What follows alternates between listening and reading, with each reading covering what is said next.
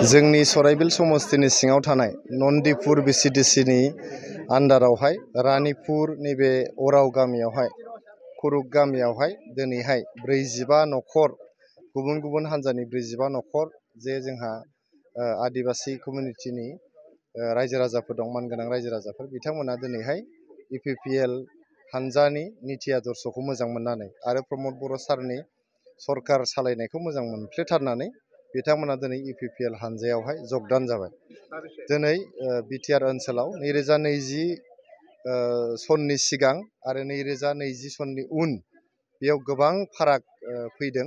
2020 मायथाइनि सिगां जोंनि बड'लेण्ड ओनसोलाव सान्थि गैयामोन, असान्थिजों जों थांनानै थानो गोनां जादोंमोन। जोंनि ओनसोलाव जौगानाय गैयामोन, जाति जनगोष्ठीनि गेजेराव दावराव दङमोन, बेयाव आर्मि केम्प दङमोन, सिआरपि केम्प दङमोन, उग्रपन्थी संगठनफोरनि केम्प दङमोन। खिन्थु 2020 मायथाइनि उनाव दिनैहाय जाति जनगोष्ठीनि गेजेराव अनलायनाय फैबाय। बेयाव आर्मि केम्प गैलिया, उग्रपन्थी संगठनफोरनि केम्प गैलिया, रिलिफ केम्प गैलिया। गतिके गोबां फाराग बेयाव फैदों। प्रमद बर' सारनि दैदेननायावहाय जोंनि बड'लेण्ड ओनसोलावहाय जेरैबो बिथिङाव जौगानाय फैदों। बे ओनसोलावहाय बड'फा सुपार 50 मिशन बिथाङा जागायदों। बे ओनसोलावनो बिथाङा माइनाव सोरां बिथांखि जागायनानै सेल्फ हेल्प ग्रुपफोरनो रां होनायनि बेबस्था खालामदों। अनसाय बिथांखि खालामनानै आइजो फालांगियारिफोरनि थाखाय बिथाङा राङारि मदद होदों। बड'फा सुपार 50 मिशन खालामनानै गरिब दुखिया न'खरनि फरायसाफोरनो मदद होनो थाखाय बिथाङा हेफाजाब होदों। बेजों लोगोसे आलारि सोरां बाहाय बिथांखि लानानै बिथाङा गिर्जा, मन्दिर, मस्जिद बेफोरावहाय मदद होनो थाखाय बिथाङा नाजादों। आइ अनसाय बिथांखि खालामनानै बिथाङा गोरबोआव थानाय आइजोफोरखौ मदद होनो थाखाय बिथाङा नाजादों। गतिके 4 बोसोरावनो बिथाङा जोबोद हाबाफारि बिथाङा लादों। बेखौनो मोजां मोनफ्लेथारनानै दिनै जोंनि रानिपुर गामियावल' नङा, बड'लेण्डनि मोनफ्रोमबो गामियावनो दिनै गासिबो इपिपिएल जानो ओंखारबोजोब्बाय। जोंनि गणतन्त्र हादोराव, भारत बायदि गणतन्त्र हादोराव बयहाबो मोनथाय दङ। एपिपि पार्टिया गसाइगाव डिस्ट्रिक्ट जे दाफैदों मैया, जों बेखौ बरायदों। जोङो बिथांमोनखौहाय माने जोंनि गोसो गोरबोनि हामलायनायबो जासिहरदों। बिथांमोनखौ जों अल दा बेस्ट होननानै बुंदों। खिन्थु खोथाया जाहैबाय मा, दा इलेक्सना फैगौ सेप्तेम्बर दानाव। दासो जुदि बिथांमोना डिस्ट्रिक्ट कमिटि दादों, बेबो एडहक कमिटिसो दादों होननानै आं खोनादों। गतिके माब्ला ब्लक कमिटि दागोन, माब्ला प्राइमारि कमिटि दागोन, माब्ला बुथ कमिटि दागोन, बिथांमोना बिसायख'थिनि थाखाय साखाफारा जानो समखौनो मोननाय नङा। बेनि अनगायैबो जिहेथु जोंनि बड'लेण्ड ओनसोलावहाय दिनै इपिपिएलजों फेर मारिनो थाखाय खुनु हान्जायानो गैया।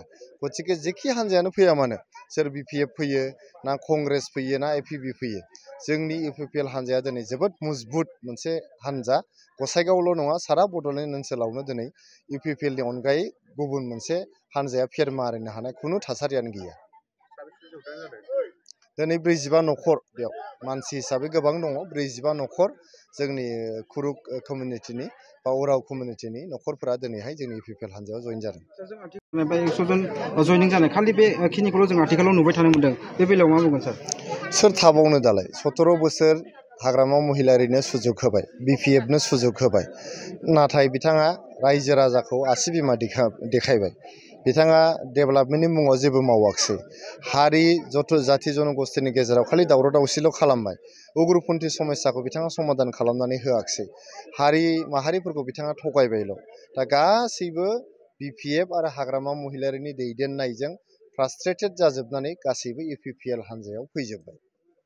रानिपुर प्राइमारिनि सिङाव थानानै बे रानिपुर गामियावहाय गोबां आदिबासि हारिनि सुबुंफोरा जे इपिपिएल हान्जायाव जयनिं जाफैदों, मा बुंगोन सार? दिनैबो सराइबिल समस्तिनि सिङाव थानाय बे रानिपुर गामियाव बावहाय सिगां गुबुन गुबुन दोलोआव थानाय मानसिफोर दङमोन। आरो बुंनो थाङोबा बे गामिनिया फुरा गामि हलैनो गुबुन दोलोआवसोमोन बिथांमोनहा।